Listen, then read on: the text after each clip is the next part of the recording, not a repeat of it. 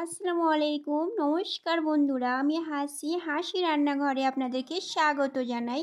আবারও চলে এসেছি নতুন একটি রেসিপি নিয়ে, আলু টিক্কি। আজকে আমি আপনাদেরকে আলু টিক্কি রেসিপি বানিয়ে দেখাবো।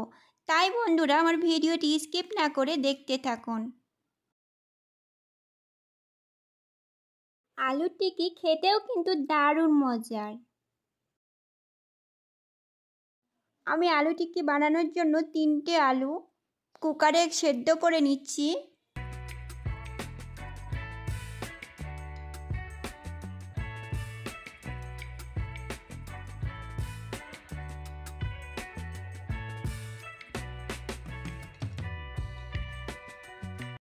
আলু সেদ্ধ হয়ে গিয়েছে, এবার আমি আলুটাকে নামিয়ে নেব।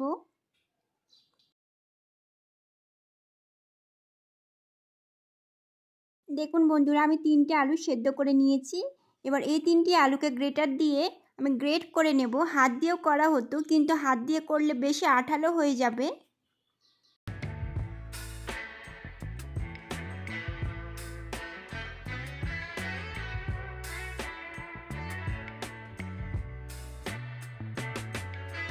আমার আলু গ্রেট করা হয়ে গিয়েছে। এবারে আমি এই আলুর ওপরে দিয়ে দিচ্ছি স্বাদ পরিমাণ মতো লবণ,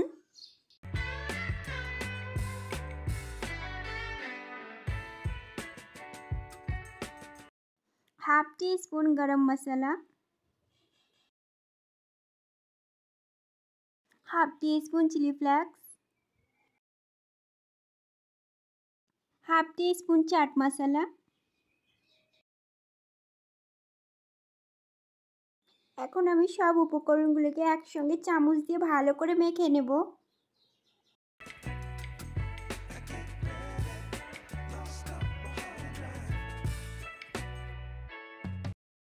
হাত দিয়ে মাখা যেতে পারে, কিন্তু হাত দিয়ে মাখলে আলুর পুরটা অনেকটা আঠালো হয়ে যাবে, তাই আমি চামচ দিয়ে মেখে নিচ্ছি।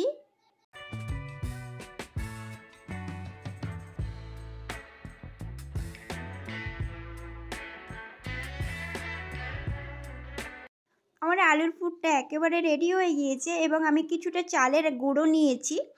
আপনারা পারলে কর্নফ্লাওয়ার নিতে পারেন। এবার আমি সেই লেচিটাকে গোলাকার করে নেব। এখন আমি আলুর গোলটিকে চালের আটার ওপর রেখে এপিট ওপিট করে উল্টে নেব।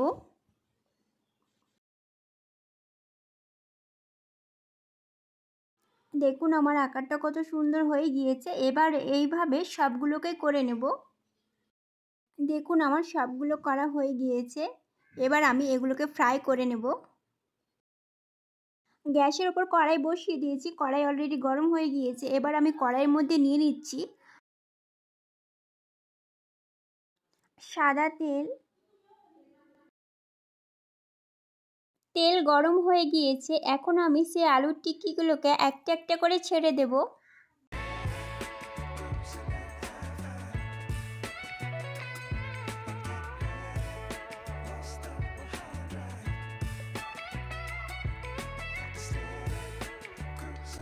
আমি আলুর টিক্কিগুলোকে লাল ব্রাউন করে ফ্রাই করে নেব।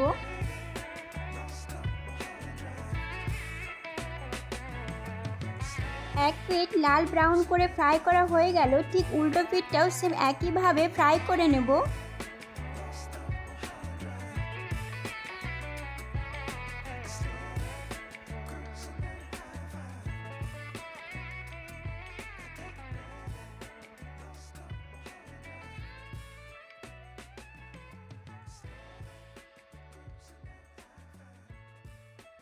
আলুর টিক্কিগুলো ফ্রাই করা হয়ে গেল। এখন আমি এগুলোকে প্লেটে তুলে নেব।